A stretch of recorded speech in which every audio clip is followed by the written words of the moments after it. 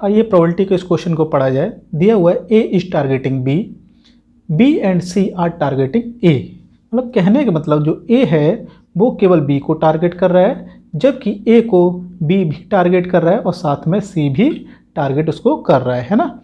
और क्या दे रखा है, probability of hitting the target by A B C are 2/3 1/2 1/3 respectively है ना। ए की मतलब कि हिट करने की प्रोबेबिलिटी कितनी दे रखी है आपकी 2/3 दे रखी है, बी की प्रोबेबिलिटी हिट करने की 1/2 और सी यदि अपने टारगेट हिट कर लेता है उसकी प्रोबेबिलिटी 1/3 दे रखी है ना। फिर क्या बोल रहे हैं, if A is hit, if लगा हुआ है और देन पूछा जा रहा है, ये कंडीशनल प्रोबेबिलिटी का क्वेश्चन हो जाता है। तो जहाँ पे इफ़ ए इज हिट लगा हुआ है ये आपका डिनोमिनेटर का पार्ट है और the probability that B hit the target and C does not, ये वाला जो पार्ट है वो आपका नोमिनेटर का पार्ट हो जाता है ना।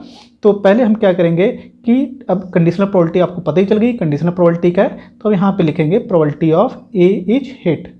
मतलब ए हिट नहीं कर रहा है, ए को हिट कर दिया गया है ना। तो ए को हिट कौन कौन कर रहा है, बी भी कर रहा था और सी भी कर रहा था। तो इस चीज़ को हम थोड़ा बाद में समझते हैं। और ऊपर क्या लिखा जाएगा कि बी ने टारगेट को हिट किया है, मतलब बी ने ए को मारा है लेकिन सी ने नहीं मारा है। इसका मतलब हो गया कि बी ने टारगेट को हिट किया है एंड सी ने टारगेट को हिट नहीं किया है, राइट। तो ये जो है यही हमारा फाइनल आंसर निकल के आएगा। चलिए अब एक एक चीज़ समझ लेते हैं। सबसे पहले यहाँ पे समझ लेते हैं कि बी इंटरसेक्शन सी कॉम्प्लीमेंट।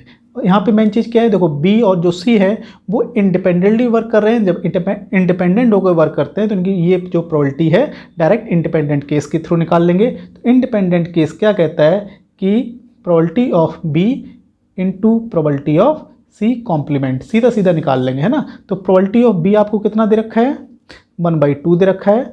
और प्रोबेबिलिटी ऑफ सी कॉम्प्लीमेंट, तो सी की प्रोबेबिलिटी 1/3 है तो सी कॉम्प्लीमेंट की कितनी हो जाएगी 2/3। तो यदि हम इसको सॉल्व करेंगे तो ये कितना निकल के आएगा 1/3, राइट। चलिए अब ये देख लेते हैं ए इज हिट, ये वाला देख लेते हैं है ना। तो देखो अब ए को हिट बी और सी दोनों कर रहा था, तो क्या क्या चांसेस हो सकते हैं कि बी सी दोनों लोगों के निशाने लग गए हों तब भी हिट हो जाएगा, या ऐसा हो सकता है बी का निशाना तो लग गया हो लेकिन सी का ना लगा हो। ये भी हो सकता है कि सी का निशाना लग गया हो बी का ना लगा हो। ऐसा भी संभव है कि दोनों के ही निशाने ना लगे हो, है ना।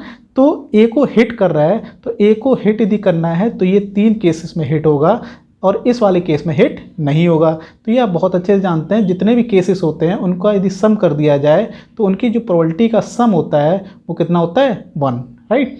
तो इसके जो हम चाहते हैं उसका आंसर 2 तरीके से निकाल सकते हैं कि इन प्रोबेबिलिटीज़ का हम सम निकाल लें या फिर इस वाली प्रोबेबिलिटी को निकाल के 1 माइनस कर दें तो भी इसका आंसर निकल आएगा। तो ये ज़्यादा बेटर है कि हम ये वाला केसेस को इससे 1 से माइनस कर दिया जाए तो ये वाला आंसर आपको फट से निकल आएगा। और ये जो आंसर निकल के आएगा वो किसका आएगा, एज हिट वाले का आ जाएगा। चलिए तो हम इसका आंसर हम निकाल लेते हैं। इसका वाला कितना वैल्यू आएगा 1 माइनस ए, बी ने हिट नहीं किया है तो बी ने हिट करने की प्रोबेबिलिटी 1/2, बी के ना हिट करने की प्रोबेबिलिटी कितनी है 1/2 इंटू अब सी के हिट ना करने की प्रोबेबिलिटी ये 1/3 है तो वो कितना हो जाएगा 2/3। इसी इसको सॉल्व करते हैं, 2 से 2 कट हो गया, 1 माइनस 1/3 ये आ जाएगा 2/3। क्लियर। तो आपका डिनोमिनेटर पार्ट भी निकल आया और नोमिनेटर पार्ट भी निकल आया। तो बस अब यहाँ पे क्या करना है, आपको पुट करना है। पुट कर लेंगे तो फाइनल आंसर आपका किस तरह से दिखेगा, ऊपर लिखना है 1/3 और नीचे लिखना है 2/3, राइट। तो अब इसको सॉल्व कर लीजिए, कितना आंसर आ जाएगा 1/2 फाइनल आंसर आपका मिल जाएगा। ठीक है, एक बार इसको फिर से आप देख लीजिएगा, वीडियो को दोबारा देखिए, तिबारा देखिए। काफ़ी इजी सा क्वेश्चन है, लेकिन पहले मेन चीज़ है कि क्वेश्चन को समझना है। क्वेश्चन को जब तक आपको समझ में नहीं आएगा तब तक आप नीचे की कैलकुलेशन नहीं समझ में आएगी। इसलिए क्वेश्चन को 2-3 बार समझ लीजिए, उसके बाद इस क्वेश्चन को सॉल्व करिए। ठीक है, चलिए यदि आपने मेरे चैनल को सब्सक्राइब ना किया हो तो फट से सब्सक्राइब कर लीजिए, वीडियो को लाइक कर दीजिए और आगे वीडियो हम इस तरह से आपको और देते रहेंगे। Okay, thank you, bye.